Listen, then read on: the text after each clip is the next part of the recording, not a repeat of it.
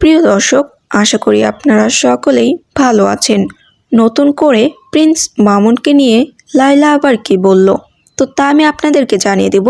কিন্তু তার আগে আসুন, যারা এখনো এই ভিডিওতে লাইক দেননি অবশ্যই এই ভিডিওতে একটি লাইক দিবেন এবং আমাদের এই চ্যানেলটি সাবস্ক্রাইব করে পাশে থাকা অল নোটিফিকেশনটি চালু করে দিন। তো চলুন মূল ভিডিওতে চলে যাচ্ছি। তো আমরা প্রথমেই দেখে নেব প্রিন্স মামুনকে নিয়ে লায়লা ঠিক কী বলেছে।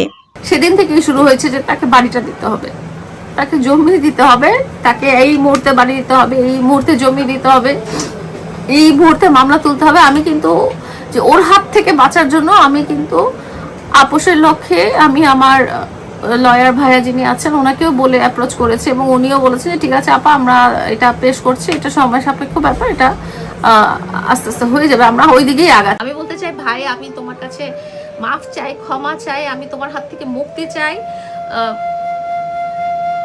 তুমি তুমি আমার কাছ থেকে চলে যাও। তোমার তোমার তোমার তোমার তোমার কাছ থেকে তোমাকে তো আমি কখনো আটকে রাখি নাই, অবশ্যই আটকে রাখি নাই। তুমি আমাকে মুক্তি দাও, তুমি আমাকে মুক্তি দাও। তুমি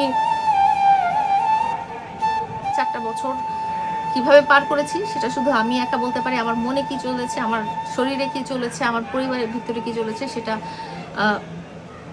আমি আজকে দেওয়ালে পিঠ থেকে গেছে দেখে বলছি যে এখন আমরা জানবো লায়লার এই কথার বিরুদ্ধে মামুন কি বলেছে।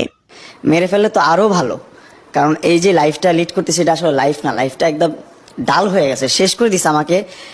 আমি হচ্ছে ওর পুতুল, ও আমার যেমন নাচাতেছে সেমনি নাচতেছি, নাচতে হবে, কারণ আমি বাধ্য, আমি বাংলাদেশের নাগরিক, এখানে থাকতে হবে, আমার বাঁচতে হবে, আইনকে সম্মান জানাই। আমার নামে 5-5টা মামলা করছে, ওর কথা মতো চলতে হবে, না হলে মামলাগুলো উইথড্র করবে না। এখন আমি তো ওর সাথে রিলেশনে যাব না, কারণ ও আমার কাছে 4 বছর লুকাইছে। ওর সাথে একটা সম্পর্কে ছিলাম, ভালো একটা রিলেশন ছিল ওর সাথে আমার। প্রথম 1 বছর ওর সাথে ভালো একটা ফ্রেন্ডশিপ ছিল, তারপর আস্তে আস্তে ওর কেয়ারনেস, ওর ভালোবাসা দেখে উইক হইলাম ওর প্রতি, একটু উইক হয়ে ওর সাথে একটু ভালো একটা সম্পর্ক হলো, ভালো একটা বন্ডিং হলো একটা। এই বন্ডিংটাকেও একদম নষ্ট করে দিল, এক নিমিষে শেষ করে দিল, সব কিচ্ছু রাখলো না। ও কি করলো, আমার নামে মামলা করে দিল। তো প্রিয় দর্শক, আপনারা দুজনের মুখেই দুইজনের কথা শুনলেন।